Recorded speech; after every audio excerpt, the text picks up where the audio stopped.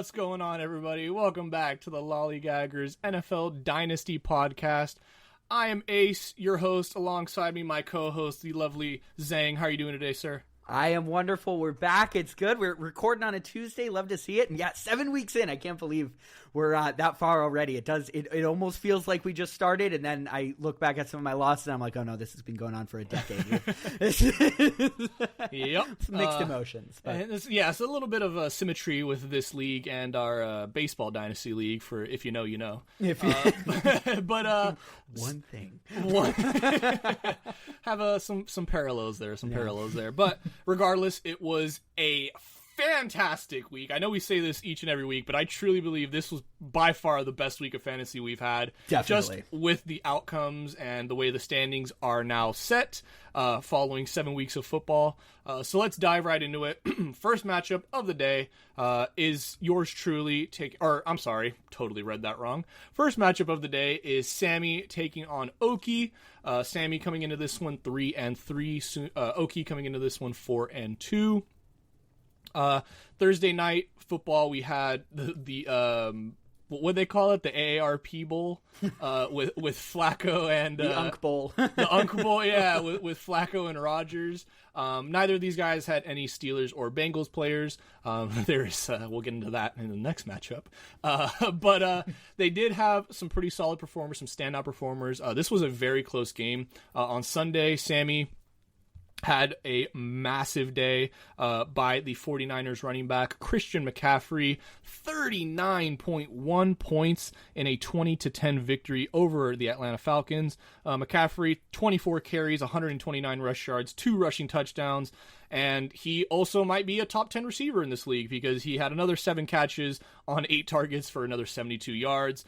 McCaffrey is just absolutely, I don't know what Kyle Shanahan did at the beginning of the season, if he sacrificed his entire team to keep Christian McCaffrey healthy, because that's the only thing that's explainable at this point. He's obviously the number 1 overall player in fantasy right now, number 1 overall running back, obviously. He's finished in the top 8 of each. We look at weekly scores and we look at, who was the best running back in this week. He's finished top 8 in, his position all 7 weeks. Mm-hmm. It's just absolutely mind-blowing what this guy is doing. He continues to defy all odds, and this team continues to defy all odds, being down their starting quarterback in Brock Purdy amid a smattering of other injuries. So I have to give the props to the Niners there, and Christian McCaffrey, man. A lot of people were questioning if he should be taken early, worried about those injury concerns. He looks just fine to me. Pretty comfortably the best third-round pick in the league, I think you can say. Nice steal there from Sammy. You get the number 1 fantasy player in the 3rd round. I think that's a pretty good steal. Not bad. Not bad. Not bad at all. But of course, McCaffrey didn't do it all by himself. He did have some help. Tyler Warren, the rookie tight end, I should say, for the Colts, continues to just absolutely impress in his rookie campaign, destroying my Chargers, sadly, this past weekend. Hauled in 4 receptions for 69 yards. Nice. And the reception touchdown. Sammy also getting some help from the Chiefs defense against the Raiders in that absolutely bludgeoning bloodbath of a 31-0 game that took place. And also some special teams love. Brandon Aubrey, who I feel like many consider the best kicker in the league, just hits from 60 plus like it's nothing, putting up another solid 18 points as well. And that actually was the 2nd highest scorer on Sammy's team this week, so shout out the kicker.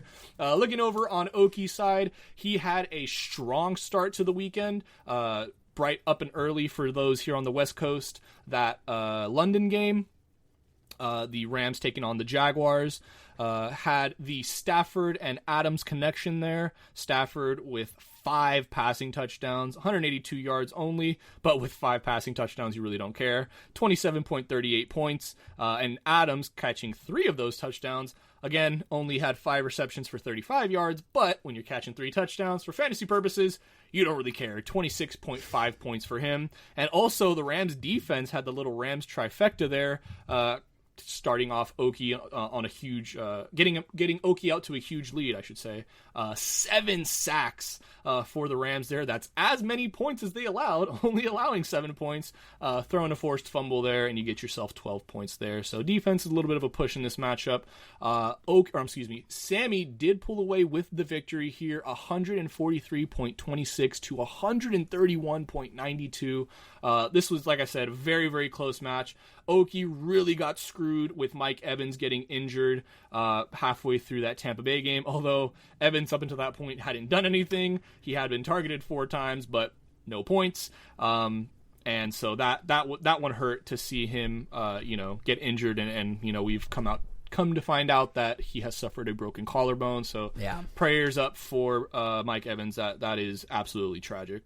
Tough loss there for Oki's team with Mike Evans. Even tougher loss. Well, I shouldn't say even tougher loss because obviously that one's long term. But not starting Mike Evans and instead putting in Marvin Mims, whose 15.8 points were on Oki's bench, actually would have secured him the win over Sammy, since Mike Evans did record just those 0 points there. So that is definitely a tough pill to swallow. And of course, knowing that going forward you don't have Evans in your bag there. Oki definitely moves a little bit with the Rams, as we've seen. Stafford, Adams, and of course their defense all, frankly, had pretty good days. But he also has Nakua, by the way. And he also is on the IR. That's a good reminder. To mention that. So he really moves as they do, and they've been pretty good this year. But sometimes on the football field and in fantasy, CMC is a little bit of an unstoppable force, and that turned out to be the case today for Oki when CMC basically won him the matchup. Winning by about 12 points there for Sammy, and even a really good day, you figure your running back has 25 something points. Exactly. Oki would have won this matchup, so CMC doing what he did, putting up almost 40, essentially won the matchup for him. And we've talked a lot about how that is how his team moves with CMC, and it's going well for him. Yeah, both teams now sitting at 4-3 here. Pretty impressive. Yeah, also with mentioning it, Sammy was the favorite coming into this matchup, projected 139 points to Oki's 134 points. So they finished very, very close to those projections coming into this week. So that is definitely interesting. And also just mentioning Oki, has had a tough go of it with the injury bug. He's had Bucky Irving out. Mike Evans is now out for the year. Deebo Samuel's been out. Puka is out. Hampton's on the IR. It's just been a brutal go of it for Oki here. And obviously Jaden Daniels has been dealing with injuries as well. Oki definitely a tough loss there. But I have no doubt that he can bounce back. Like you mentioned, having that stack of Rams, usually that's not a good thing to have in fantasy, although when the Rams are arguably one of the best offenses in the league, you'll definitely take that. Yeah, and I'll tell you what, the other sort of side of that coin is, oh my God, he has all of these injuries, but he's still 4-3.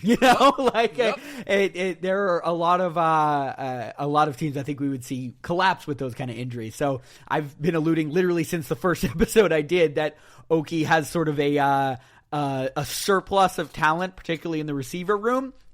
It seems like it's really paying off in, sort of supporting him, and as he's gone through those injuries, his team is still doing well. So it's worked out nicely. Yeah, absolutely love to see it. And a great matchup to start our little slate of games.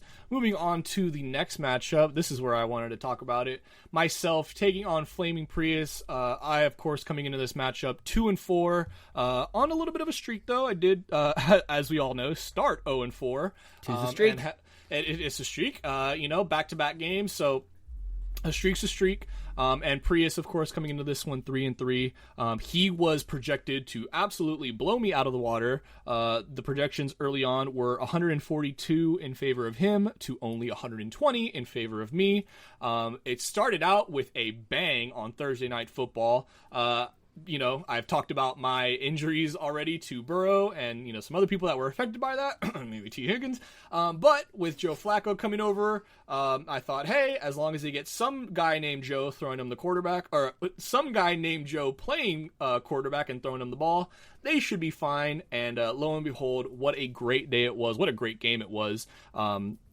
Joe Flacco putting up 26 points for me, pairing him, of course, with T, who had 21.6 points. Flacco threw for 342 yards and 3 touchdowns. Jesus Christ, I can't believe I'm saying that. And T. Higgins hauled in 6 of his 10 targets for 96 yards and a touchdown of his own. It would not go without a bit of, a sword that cuts both ways, if you will, because Flaming on the other side had Jamar Chase, who dropped 38.1 points with 16 receptions on 23 targets for 161 yards and a touchdown of his own. Chase Brown also contributed a little bit with 12 points of his own, 11 carries for 108 yards. Had a pretty good day on the ground. Didn't get in, thankfully. But that was just an insane Thursday night matchup. Are we sure this matchup wasn't just for custody of the Bengals offensive room? It seems like all the big players are here. This was definitely one of the matchups. Sometimes in football, just the way teams are drafted and the way matchups happen, you sometimes get this where, the big players on both sides of the team, or both sides of the opponents rather, put up massive points early on. That's fantasy baseball, Jesus Christ. That's fantasy football, man. You can get a great Thursday night matchup, have a terrible Sunday slate, and then win it all on Monday night. So that's the beauty of it. Absolutely love to see that. On Sunday, things absolutely stayed interesting. Hometown kid for myself, Herbert, putting up monster points fantasy-wise. The whole game itself wasn't great, but that's for another day. Herbert, though, just 0.1 points shy of a 30 bomb, 29.9, 37 of 55 for 420 yards, 3 touchdowns, had 6 carries for 31 yards as well. Did throw the 2 interceptions, so that's ultimately what robbed him of the 30-point day. But still a fantastic day nonetheless. Ladd McConkey getting in on some of that action, 9 receptions for 67 yards. He was targeted 15 times Sunday, but he also contributed 15.7 points of his own. Tucker Kraft as well for the Packers against the Cardinals. Another solid performance for him. I want to say that is now 3 weeks in a row that he has had, back-to-back weeks that Tucker Kraft has had a touchdown at least. He started the season back-to-back weeks with a touchdown, had a little bit of a lull there, rebounding now nicely along with the Packers. And then the Eagles defense as well against the Vikings, putting up a solid 12 points for me, 2 interceptions, 2 sacks, did have the pick 6 as well. Did allow 22 points though. Looking over on Prius's side, he absolutely terrified me, as if I needed to get hurt by the Colts even more. Jonathan Taylor was also on Prius's team, and he had a day.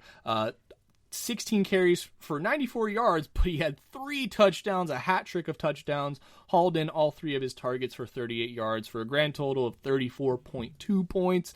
Just an absolutely insane day by Jonathan Taylor. And the defense got absolutely shredded. And I mentioned the two-sided sword to that. Well, Prius engaged in a little bit of that as well, because he made the mistake of starting a defense that he also had a star offensive player going up against. Chargers defense putting up -3 for him. And if you're wondering why I'm mentioning a -3, it's because with the final score here, I pulled away 153.38 to 150.38. If Prius literally leaves his defensive slot empty, we tie. I didn't know. That's baseball, Susan. I was just in shock of what was happening. Just the way that this entire game went. I should also mention Dak Prescott had a great day as well. Quietly, Dak is having a fantastic year, fantasy-wise. I would say he's also having a great year in terms of, the Cowboys, their defense is just awful, but Dak has been insane the last 4 weeks. He's got 13 passing touchdowns to 0, count them, 0 interceptions his last 4 weeks against Green Bay, Jets, Carolina, and Washington. Now, I get it. They're not all world beaters, and he will have a very tough test next week against the Broncos. But I got to give Dak his flowers, man. He's having an incredible season. And for somebody that has been ridiculed constantly by the media, it's truly, good to see him doing well at least. And I'm really happy that the way this is going, because Jerry deserves all the hate for letting Micah walk. And I'm glad that their defense is atrocious for letting Micah walk. And I know Cowboys fans, Rangers, I'm sorry, I don't mean this personally, but as far as the owner, personally, I just do not like the way Jerry handled that. Some things he said about Micah. I'm usually always on the player's side. But, it's just good to see that the Cowboys are still bad, but Dak is doing good. Dak's doing good. Yeah, number 2 QB, fifth overall in terms of points for all players. 6th round pick by Flaming Prius. So definitely, I think, one of the later drafted quarterbacks. And as you said, for this season, clearly paying off well.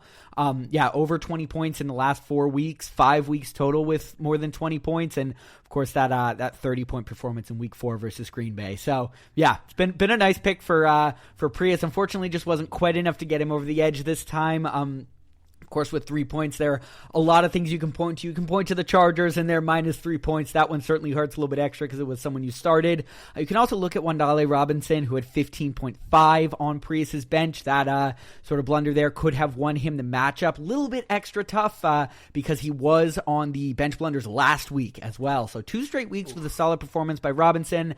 Of course, you know the mantra I go by. As soon as a guy has 2 good weeks and you say, fine, I'll start him, then you start him and he puts up like 4 points. So that's just the way it goes. So, proceed with caution, Prius, but with a 3-point matchup, you are going to run into a number of those where you think, shit, that could have been it. And that is one of those in this case. And it's just tough, too, because like you mentioned, Wandale had a great start to the season. First week a little slow, but 11.5 points, you absolutely take that. Had a huge week in that shootout that took place in Dallas when he put up 28.2 points.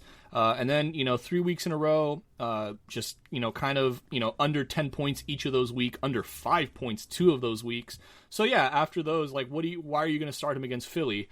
And then he drops 20 points. Yeah. Why are you going to start him against Denver? And then he drops 15 points. So it's like, oh, my God, what do you want me to do? You can't win, yeah. You can't win. And they play Philly next week. So now it's like, oh, my God, what do I do? Do we do it again? Yeah. Yeah, that's definitely tough. But that's fantasy. We need to get that on a shirt. That's fantasy. Yeah, that's fantasy. All right, moving on to our next matchup here. I should also mention, I rise up from 2-4, 3 in a row now, baby. I'm now 3-4, just a game under 500. Prius joining me in that regard at 3-4 himself. Now, moving on to the next matchup, we have Mike taking on Anna Kendrick. I don't know why I always say Anna's name fully like that, but I just do. Anna, like I mentioned, not a lot of the Thursday night fun happened in the last matchup we reviewed. But Boswell, the kicker for the Steelers, did give Anna 8 points that week, or that day, I should say. Sunday is where all the fun happened. For Mike, I should say, 26.8 points from Chris Olave, 5 receptions for 98 yards and 2 touchdowns in a loss against the Bears. Did have both their scores in that game, though, so you obviously love that for fantasy purposes. Michael Pittman, we obviously talked about the shellacking the Colts put on the Chargers. Michael Pittman, of course, getting involved in that. 7 catches on 9 targets for 58 yards and a touchdown and a 2-point conversion to give him a nice 20.8 points there. And CeeDee Lamb, in his first week back off I'm not sure if he got placed on the IR, but he was gone for a while, came back in a big way, hauling in 5 of his 8 targets for 110 yards and a touchdown for a nice clean 22 points even. Taking a look over on Anna's side, he got things started a little bit early, like we mentioned that, I was going to say the Japan game, Jesus. The London game, Trevor Lawrence putting in a solid 17.64 points, 23 of 48 for 296 yards, had the 1 touchdown as well. Lawrence, man, he got left out to dry on a couple of those passes. Receivers just could not hold on to the ball for him. I counted at least 3 drops in the short span of the game that I watched. But one of the guys that did come through for him, however, was the only guy that Anna needed, was Travis Hunter, having the big breakout game fantasy owners have been waiting for. 8 catches on 14 targets for 101 yards and the 1 touchdown. He did finally score his first NFL touchdown. So that, obviously kind of kept in pace for going into Monday night. And Monday night, Anna just needed Gibbs to give him something, and boy did he ever. Gibbs with arguably the best game of his career. 17 carries, 136 yards, 2 rushing touchdowns, tacking on 3 receptions for 82 yards. Very McCaffrey-esque in that regard in terms of the rushing and receiving ability. So Anna did come away with the win in this week, 157.5 to 105.72. Yeah, this one was our biggest blowout of the week. 51.78 separated the two of them. Big performance from Anna, who was and still is near the bottom of the league, but we saw quite a few teams near the bottom of the league or in the lower half kind of toppling top teams, and of course we'll get down to the results of that when we get to our standing segment a little bit, but obviously big blowout for Anna, and yeah, that Jahmyr Gibbs performance that's what you want out of a Monday night. When you're going into Monday, you think, God, I just need something out of this guy, keep me safe, keep me good, we're good to go, and 36.8 is exactly what you want from someone when they're your last throw on Monday night. Yeah, absolutely. Also, I completely forgot. I totally just went over this. I was so excited to talk about Gibbs. The reason why Anna was able to keep pace with Mike on Sunday, is because Bo Nix didn't have a great game. He had an insane quarter for the ages. The Broncos beat the Giants 33-32, and all 33 points came in the fourth quarter for a grand total of 39.96 points for Bo Nix, 27 completions on 50 throws for 279 yards, 2 passing touchdowns, 2 two-point conversion throws, and on top of that, he had 5 carries for 48 yards and another 2 rushing touchdowns. Bo Nix, do you believe? Because, man, what a statement performance. Now, I get it. It's the Giants. However, anytime any team is scoring 30-plus in a quarter, that needs to be applauded. I don't Something care to make note of. Yeah, Something to make note of. That is just insane. Yeah, 24.12 from Travis Hunter, recorded his first touchdown of his NFL career this year. Mm-hmm. So that was pretty cool. Definitely nice. I know he was picked. I don't want to say aggressively, but definitely earlier on by Anna, who seems to be sort of projecting him to be obviously what he's third round.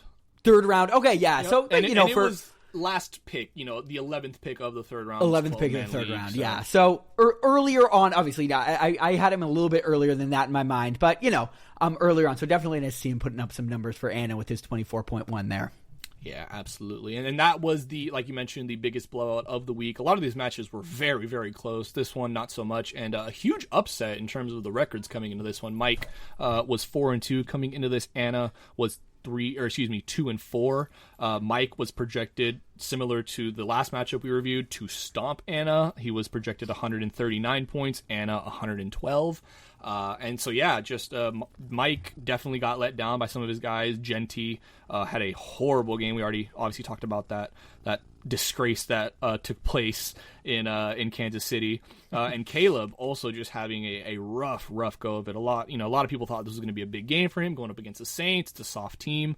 And man, he just did not play well at all, albeit in a win, but only giving you 5.6 points there at the QB spot is rough. Yeah. All right, moving over now to our next matchup. We have KJ Lee taking on Bo's Bros and O's. This one was, this one was the match. This was the matchup.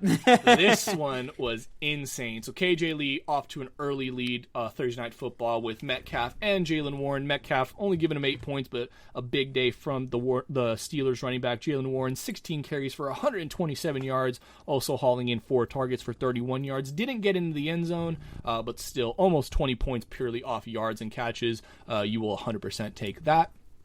It's a little bit more consistency that you look to see, just them getting the ball in his hands versus, a couple of fluky scores. Metcalf, like I mentioned, the 8 points didn't really do much, 3 receptions for 50 yards. However, like most of these games, Sunday was when the madness began to ensue. Over on KJ's side, Jackson Smith, or excuse me, I'm getting ahead of myself. Over on KJ's side, DeAndre Swift putting up, like we mentioned, the Bears winning that game against New Orleans. A lot of that was in part because of DeAndre Swift. 19 carries for 124 yards and a touchdown. Did have the one reception for 14 yards as well.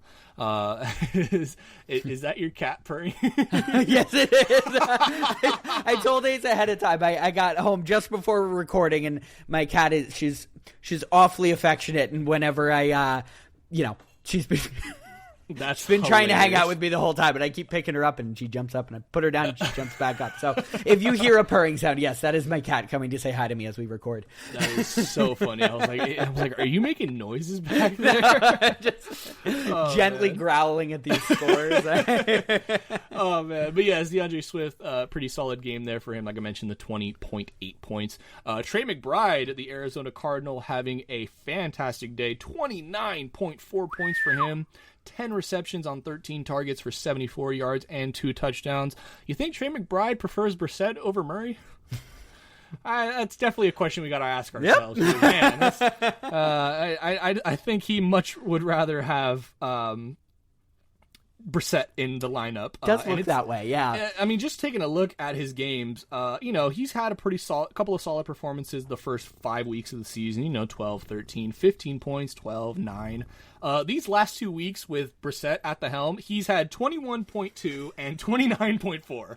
So I think fantasy owners are really hoping they keep Brissett in at this point. Might be, yeah. Because he is just absolutely cooking with Trey McBride. So shout out Trey McBride. Kind of an under-the-radar guy last year. Definitely did not go under the radar this year in terms of fantasy. So definitely love to see him putting up some massive points there. And the Patriots defense. Shout out the Patriots defense. I know you're happy about this one. So excited to write that one down. 19 points from the Patriots defense with the 1 interception, only allowing 13 points, 5 sacks with a fumble recovery and touchdown. The little scoop and score that... if you can even call it that, for what happened with Cam Ward. And man, that play, you want to look at plays that will embarrass you as a quarterback. Look at that play from Cam Ward there. That was rough. But as big of a day as KJ had, or as big as a week, Sunday. We're talking about Sunday still.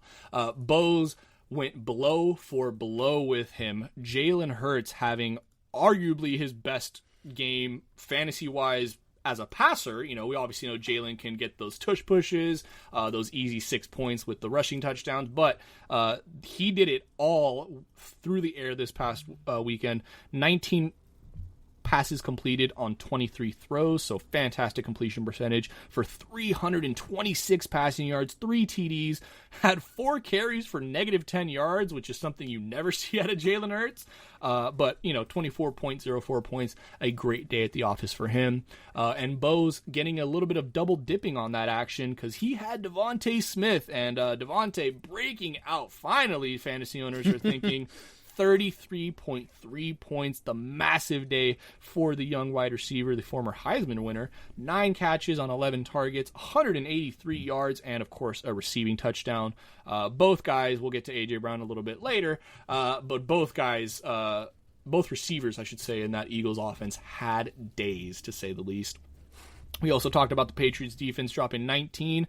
Bose said, hold my beer. Here's the Browns defense dropping 26 with 3 interceptions on Tua, only 6 points allowed, 4 sacks, 2 forced fumbles, and 1 fumble recovery for a touchdown. Man, the Browns, say what you want about that offense. That defense is ferocious. And I get it. It was Miami, but that's a dominant day for even the Browns defense. That's a huge day for them. Anytime you can get 20 plus out of your defense, forget 26. That is a great day. And 26 points is good for the second highest scorer of anybody on Bose's team this week. So it was an insanely close match going into Monday night. But Monday night, when KJ needed a hero, a survivor, someone to look up to, Jackson Smith Njigba answered the call. 26.3 points, 8 receptions on 8 receptions on 14 targets, 123 yards, and the touchdown. Ultimately, putting KJ in the lead and for the win. 169 to 167.1. What a matchup. This was just absolutely insane. This was the closest matchup of the week. So tell us a little bit more about it, Zang. Yeah, this was the one to watch. Absolutely. Like you said, he would need all of those points from Smith and Jigba. Only a 1.9 points differential separating the two of them. So all of those 26.3 points were needed to take down Bose there. Of course, as this goes, Bose did have the most points in a loss with 167.1. Oh. That is an incredible scoreline that, if my math is correct, would have beaten anybody else in the league except for KJ Lee. And that's the way it goes, Bose. I'm so sorry. That's fantasy. That's fantasy. That's definitely this podcast, our little tagline t-shirt. That's fantasy. KJ was actually our most efficient manager of the week as well, so he really squeezed everything he could out of his guys. 93.5% of his potential points he did have starting in his lineup. Of course, this is another one of those when, a point and a half separates. You can find a lot of players who would have made up that difference, but the big one is Zach Charbonnet, who's at 19.5 points being left on Bo's bench. I'm sure are stinging a little bit extra after, less than 2 points separated the two of them at the end of Monday. Yeah, and I think that one has to sting even a little bit more because he chose to start Nick Chubb over Zach Charbonnet. I get it. It's the Texans defense. Zach Charbonnet was projected to get more points coming into that matchup, so he rode with Chubb, thinking that's the right play, and Chubb only giving him 2.1 points. That is a heartbreaker for sure. Came down to Monday night, had a chance to win this game in Monday night. Could have made Jackson Smith-Njigba's huge performance moot, I should say, but unfortunately, coming up just short there for Bo's. Tough loss, and we'll see that loss is going to have any implications as we get a little bit deeper into the season. Absolutely. Moving on now, Zang. I'm sorry. No, we got to talk about it. It's my weekly shame ritual. Oh, man.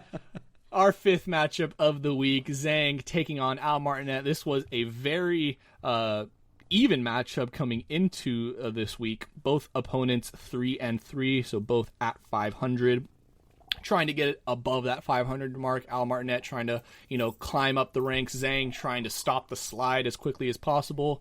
Zang was projected to win this one, going into it 141 to 126 for Al Martinet.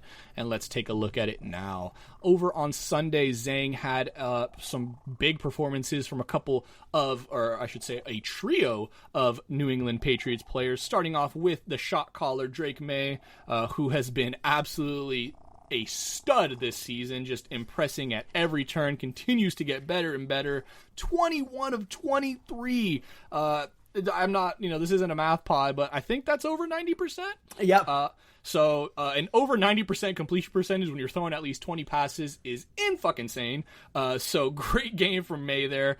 222 yards and 2 touchdowns. Ooh, the twos were wild there in New England in Tennessee this past weekend. Also adding on 8 carries for 62 yards there. We love it when our quarterbacks can get those running back yards. It's truly a great feeling. Continuing on with the Patriots, Stephon Diggs hauling in all 7 of his targets for 69 yards. Nice for a 13.9 point day. And Ramondre Stevenson tallying 18 carries himself for 88 yards and 1 touchdown, hauling in 2 receptions as well. Didn't get any yards in the receptions, but you'll take that extra point all day, I suppose. And then also, not a Patriot, but somebody who also had a huge day for Zang, Quishon Judkins with 26.4 points, his breakout day, game for his career. The young rookie with 25 carries, 84 yards, and 3 touchdowns. Another hat trick performance for a running back this weekend. And it would not go.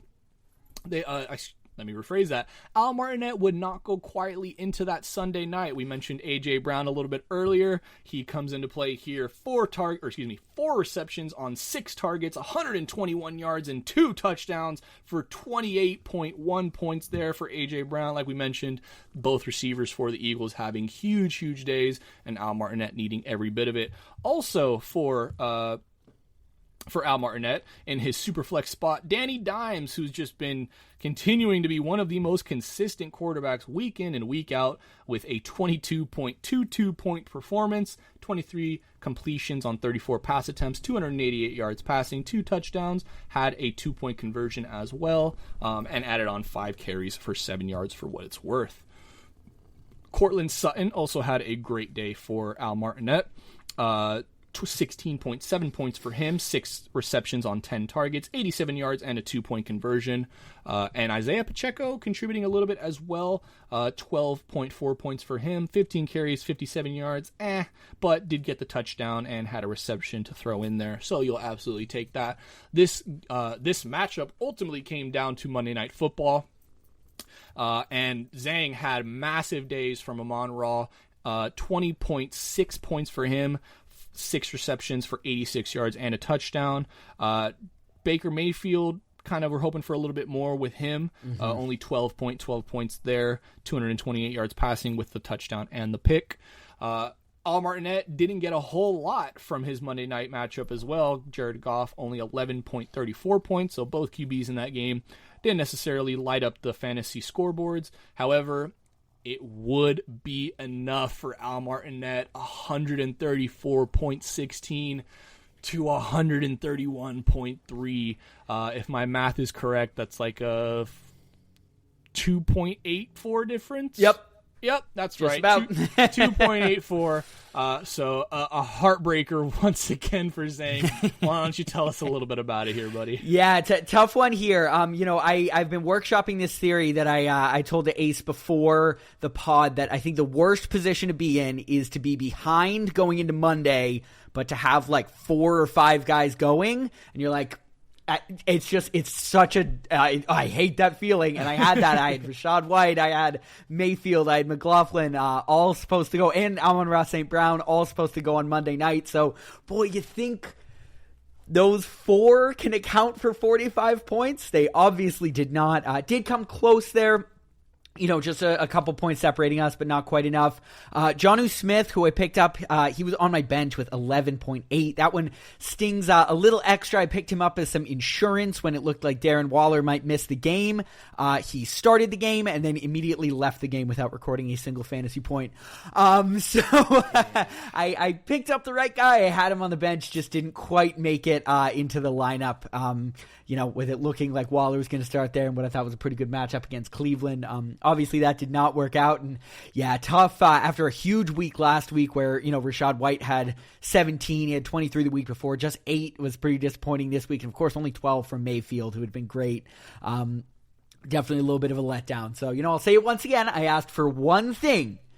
Don't win the first 3 games and lose the rest. And so far, holding true. That's holding true. Yeah, I'm sitting here at 3-4 with Al Martinet at 4-3. Hopefully next week I can finally bounce back, break the streak, break the curse that serial chillers laid onto me for dissing him so much on the podcast. He said the name. I said it. He who shall not be said. No, but yeah, it was definitely just a rough one all around. Al Martinet also had quote-unquote bench blunder, starting Cortland Sutton over Keenan Allen, although Cortland Sutton did have a good game with 16.7. Keenan Allen just had an insane game with 11 receptions for 119 yards and a touchdown for a 28.9 point performance. Now, of course, Al Martinet won, so again, doesn't really matter, but with how close this matchup was, that absolutely could have come into effect, if this game goes the other way for whatever reason. On to now our final matchup of the week. We have JMC taking on Rangers Cowboys, and Rangers Cowboys, the hottest team coming into this week on a 3-game win streak, starting off 0-3, finding himself back at 500. So let's get into it between these two guys here. So over on Thursday Night Football, not a whole lot. Steelers defense was played by Rangers, and you know what a mistake that was. Only a point from the Steelers with 33 points allowed, and 2 sacks kind of saved him from the negative points there, but still 1 point from your defense. That is tough. However, like we mentioned, in this first year of Dynasty, we are including defenses. Following this year, they will be scrapped. So we all knew this going into the draft, so however high you took a defense, was totally up to you, knowing that they would be replaced this following season, but a rough one there for Rangers. Now getting into the cream of the crop on the Sunday games, I should say. Rangers having a hot start with Mahomes, 26.24 points there for him, as we have already talked about. 26 completions on 35 pass attempts for 286 yards, 3 touchdowns, and adding on 4 carries for 28 yards. He was taken out earlier in the fourth quarter, I want to say. So that easily could have been a 30-plus point performance from him, but with it being a 31-0 blowout, no reason for him to stay in the game and risk injury. Still a solid performance altogether. Moving on to the hometown kid for Rangers, his tight end Jake Ferguson won't make that mistake about sitting him again. 21.9 points for him on the day, hauling in all 7 of his targets for only 29 yards, but 2 touchdowns. So that just goes to show you, yards, they are important, but as long as you're getting into the end zone and you're catching the ball, that's all that really matters there. George Pickens also had a, quote-unquote solid day, 4 receptions on his 6 targets for only 82 yards, 12.2 points there. Obviously, the return of CD taking away those targets from Pickens, who was one of the best wide receivers these last 3 weeks with CD out. Also having a big day for Rangers, Josh Jacobs putting up 18.8 points there for the Packers. 13 carries for 55 yards, but got into the end zone twice. Had 1 reception for 3 yards as well. 18.8 points there for him. Over on JMC's side, the return of Rashee Rice proved very fruitful for him. 23.2 points there. 7 targets. I always do that. 7 receptions on 10 targets, 42 yards, and the 2 scores. Like I mentioned, 23.2 points there. So a huge game for the wide receiver 1 back in KC. And man, that offense is looking as terrifying as ever. The 3-0 start for the Chargers. A lot of people are talking about, KC's not going to be able to come back. Where have you been for the last 5 years? It's KC. They can do anything. They could start 0-5, and I would still be terrified of them to come back and win the division. That's just the kind of cachet they've developed these past 5 years with how successful they've been. Kyle Pitts also contributing a little bit for him. 13.2 points there, 7 receptions on 10 targets for 62 yards. Bears defense also giving him a little bit to work with, 14 points there, 3 picks on Spencer Rattler, 14 points allowed, 4 sacks, and did have, I believe it was a strip sack with the forced fumble and recovery. Unfortunately, it would not be enough for JMC. He would fall to Rangers, 95.8 to 119.10. Now, I wasn't going to mention it, but we got to talk about it. I feel like we got to talk about it. And you know what? I promise I don't mean this in to insult or anything, but I just do not understand the decision to start Tua over Jackson Dart, especially with the given matchups. Now, I get it. Both of them were going up against terrible matchups in terms of the defenses they're facing. 2 elite defenses of the NFL, the Browns and the Broncos. But man, I just feel like Tua has not shown you anything this year that warrants him to be started. I mean, his highest points scored in a game this year is against Carolina, where he was the 9th best fantasy QB of the week, and he put up 22.74. Now, that isn't, that's good. You'll absolutely take 22 points from your quarterback, but if that's the ceiling, I'm sorry, man, but I'm gonna go with Jackson Dart, and I get the 2. Like I said, I mentioned the defensive matchups, but Jackson Dart has just been better the last 4 weeks since he started in Los Angeles against us. Yeah, Look, I understand it. You want to ease your rookie guy in. I think there's also maybe, I would imagine, a little bit of sort of counteracting coming from JMC's side, where he doesn't want to go too hard on his hometown kid in Jackson Dart, but boy, does he look good, and boy, does Tua look bad. Yeah. I mean, really, there's not much more to say there. I have a feeling we will perhaps see Dart starting soon, and of course with Josh Allen in there, the quarterback room is generally pretty comfortable for JMC. So in that week out, and the one thing you can look at, obviously, you would figure Tua does start there typically, and so he had Rashid Rice with 23 points. That's not bad for a quarterback if if you sort of figure him in as that super flex quarterback there. But definitely tough. Obviously, it did not. I don't believe it really ended up affecting the matchup. Although I could be wrong though with 29 points, that would have flipped things. Right? Yeah, that would have flipped things. I apologize. That would have flipped things here for the matchup. So that's definitely tough. And we do see that a little bit in JMC in his, listing as our least efficient manager of the week. Only 65.2% of the total points, were in his starting lineup. Rangers got, don't want to say lucky, but, the fortune favored him with recording the fewest points in a win. Just 119.1 was all that it took to beat JMC this week with his 95.8. Definitely worked out nicely for Rangers, who is now on a 3-game winning streak, as you said, bouncing back nicely from... He's on a 4-game winning streak. 4-game winning streak, pardon me. Yeah. 4-game winning streak. Thank you. From 3 of the toughest losses I think we have seen all year. Yeah. So water is definitely finding its level for Rangers there. And yeah, JMC, just you can start Jackson Dart. None of us will judge you. Yeah. Get him in there. I promise you, dropping Tua is not going to hurt you in the long run. Nobody's picking up that man. The Dolphins are done this year, and Mike McDaniel might very well be the next coach that gets fired, but that's a topic. I digress. Let's get into the standing segment now. Zang, why don't you tell us about this insanity that's taken place? Yeah, absolutely. So somebody did spill the beans a little bit in Discord earlier. We've been excited to talk about this.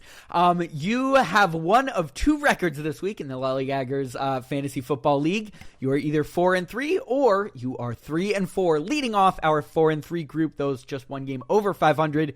We have Sammy Yanks moving up 4 spots from last week in first place. Rangers Cowboys up 2 spots from last week is in second place. JMC down 2 from that top spot is in third place, with Okie Sooner dropping 2 from second into fourth. Al Martinet up 4 spots into the top 5 in 5th place, with Mike dropping 3 spots in 6th place. Flaming Prius, our final playoff team for right now, it dropped 1 spot. He's sitting in 7th place. KJ Lee sliding up 2 spots into 8th place. I dropped 2 spots into 9th place. Bose dropped 2 spots into 10th. And then Anna and Ace stayed in their respective spots of 11th and 12th as our resident basement dwellers, pardon me, but there's a lot more company. There's a lot more company. They, if you if you're in 12th place, Ace, but you have the record of a team in 7th place who is in the playoffs. In the playoffs, yeah. That's not too bad. And yeah, anybody is a win for them and a loss for somebody else from being tied in the league right now. So I think we'll see a lot of movement next week in the standings as we have kind of just these 2 records here. A little bit of a spoiler alert going in, not looking ahead at the matchups, but unfortunately, it would have been insane if it fell this way. But unfortunately, all of the people in 7 to 12, everybody who's 3-4 right now, unfortunately, they don't all play somebody who's 4-3.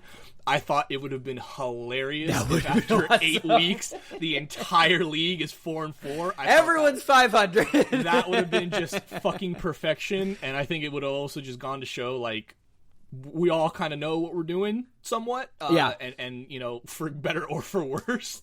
And so that's just awesome to see that the league is this even, 7 weeks in. A lot of times, you have your 1 or 2 guys that are 1-6, 0-7, and they're kind of like, throw in the towel, although in Dynasty, it's kind of hard throwing the towel. You really do got to kind of play each and every week, regardless if you're losing or not. But I think it's just so awesome to see that the league is 2 colors. That's pretty cool. Yeah, two colors.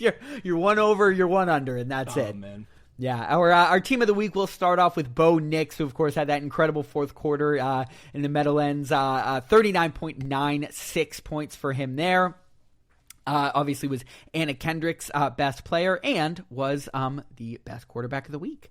CMC, Christian McCaffrey with 39.1 for Sammy Yanks was our best running back. In second place for running backs, don't want to forget Jahmyr Gibbs with his 36.8, also on Anna Kendrick's team. Jamar Chase with 38.1 and Devonta Smith, with 33.3. Those were our wide receivers for Flaming Prius and Bose, respectively. Trey McBride, who we mentioned, definitely seems to be benefiting from Jacoby Brissett, as we've mentioned and alluded to earlier. He had 29.4 points for KJ Lee and was our best tight end for the week. Jonathan Taylor with 34.2 was our best flex player, and Justin Herbert with 29.9 was our best super flex player. Second place in quarterback there to Bo Nix. As we mentioned, of course, he plays for Ace with Jonathan Taylor playing for Flaming Prius. Brandon Aubrey reassuming his spot at the top kicker spot with 18 points for Sammy, and Cleveland Browns, their defense recording 26 points for Bose in unfortunately what ended up being that loss. But that was our best defense for the week. And for what it's worth, for all you math nerds out there, if you would have somehow had this entire team to start, now obviously that's impossible given where a lot of these guys are taken. These are some of the best players in the sport. But just, for fun, it's a fantasy podcast. The perfect team of the week would have scored 324.76 points. That's insane. Not bad. What a week for the team of the week. And so getting into some of the guys who were left off some of these rosters for either team of the week or some guys that could have potentially helped some of these guys secure wins this past week. Xavier Legette starting off our list here. 24.2 points for the Carolina wide receiver.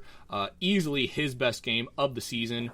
9 receptions on 11 targets for 92 yards and the score. So obviously he hadn't had a game above 12 points before this, and he scores 24 against the Jets. So a little bit kind of unforeseen. Not sure if that's something that's going to continue, but hey, maybe Bryce Young finds a new favorite target. Xavier Legette could be a nice get for you. See what I did there? Moving on to the next player here, we have a quarterback, and we are going with Unk. We talked about that AARP matchup of Thursday Night Football. Aaron Rodgers having his not quite best game of the season, but his second best game of the season and his best game in the last 5 weeks by far. 24.56 points for him. He was the 7th ranked QB this week with 23 completions on 34 attempts. Only 249 yards passing. Did have the 4 touchdowns though. Pairing it with 2 picks though, so that did kind of lower him on these rankings. And the final one of the week, I never thought we were going to ever see tight ends on here because tight ends just seems like a damn graveyard whenever you look at waiver pickups. But Pat Freiermuth, we talked about the Steelers and Aaron Rodgers. Pat Freiermuth having by far the best game of his season. He was the 3rd overall tight end this week, and for somebody who had yet to score 6 points in a game, he came out in a big way. 28.10 points this past week, hauling in 5 of his 6 targets for 111 yards and 2 scores. A couple of guys there. Pat Freiermuth, in my opinion, just to give you a little bit of, info, a little bit of insight. Pat Freiermuth would definitely be my favorite of this bunch to pick up. I think Aaron Rodgers loves his tight ends. He loved them over in Green Bay.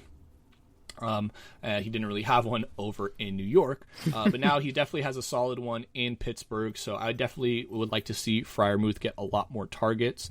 A lot more play in the game. His snap count had really dipped the previous 2 weeks coming into this matchup, but he, played a lot and he showed out. So hopefully that, shows Mike Tomlin that, hey, I'm worthy to be started of, and maybe one of the guys on our in our fantasy league will deem him worthy to pick up. Yeah. Moving along now to the transaction tracker. Only one transaction tracker that we really should be talking about this past week. And it was Rangers picking up Keishon Boutte for Kareem Hunt. The reason why this one was a little bit interesting to talk about is because there were 4 total waiver claims placed for Keishon Boutte. Mike, JMC, and Oki all put in waiver claims for him. Rangers, of course, that 0-4 start really helping him out there, having the lower waiver order number, I should say. So Rangers able to pick him up there. And Keishon Boutte did have a great game this past week against the Tennessee Titans, only hauling in 2 targets for 55 yards, but one of them with a touchdown. So 13.5 points for him this past week. I think Drake May, and I think you can definitely attest to this as well, being a Patriots fan, I think Drake May is definitely starting to find his deep threat in Keishon. Yes, that's the one. So yeah, very, very good to see there. Nice little fight for him, and Rangers, as if he needed it, picks him up there.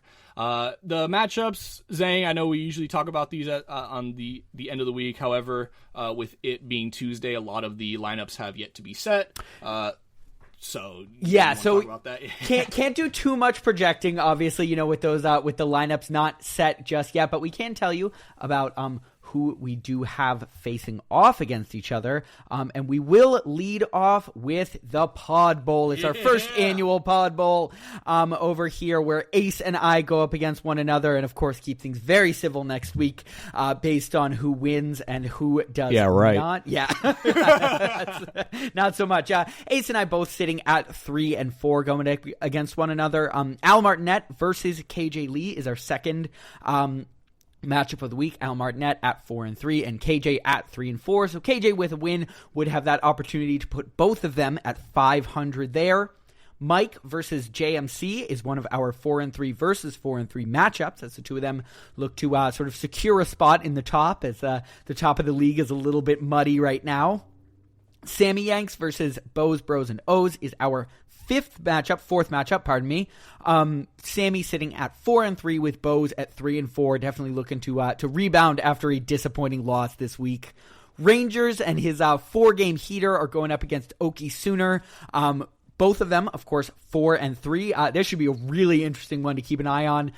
Oki obviously has been a phenomenal team for a lot of the year, and then Rangers on this 4-week heater that he's been on, definitely something to keep an eye on. And Flaming Prius versus Anna Kendrick. They are going up against one another, both sitting at 3-4, looking to potentially make their way to 500 and push the other one 2 games below. Yeah, and it's going to be a very interesting set of games this week. This is the first week in the NFL where we have 6 teams on bye. Those 6 teams being the Cardinals, Raiders, Jags, which, in that case, there are a couple of fantasy pieces there, but not a whole lot. However, the next 3 teams, there are a ton of fantasy pieces on each of these teams, those being the Rams, Lions, and Seahawks, all 3 of those teams at 5-2. So it's going to be a brutal matchup for some people this week. I know Oki in particular might be suffering heavy with those Rams, with those Rams on a bye week. Just something I thought of off the top of my head. Definitely something we will probably be doing now as the season progresses, with multiple teams being on buys.